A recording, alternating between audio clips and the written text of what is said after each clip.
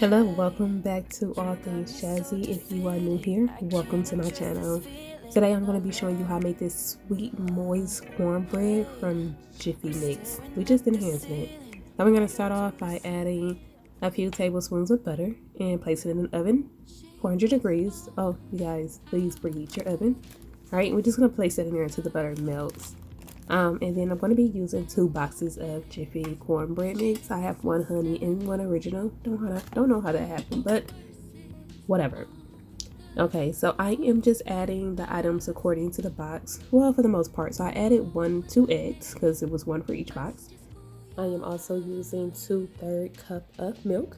And I'm going to use 1/4 cup of sour cream. Now all of my ingredients are at room temperature. And then I'm going to be using a 1/4 cup of brown sugar as well. Okay, so I'm adding in 2 teaspoons of flavoring. I'm actually using cookie nib, but you can use vanilla extract, almond extract, whatever extract that you have on hand. I know most people just have vanilla flavoring, but there's more. So use what you got. Alright, so you're just going to go ahead and make sure that everything is just well mixed together. That the eggs and the milk and everything is no longer showing. And then now we have our pan that came out the oven. It is hot. The butter is definitely melted. So you're just going to go ahead and move it around the sides just to make sure that we are getting it all around the edges before we pour our cornbread batter into the pan. Like, I like to see the butter come above the cornbread.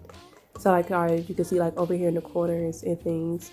That way we make sure we got those crispy edges. So we're going to toss it in the oven and bake it for 30 minutes until it's done.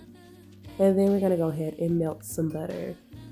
This is for the top. So I just put 2 tablespoons of butter inside of my bowl.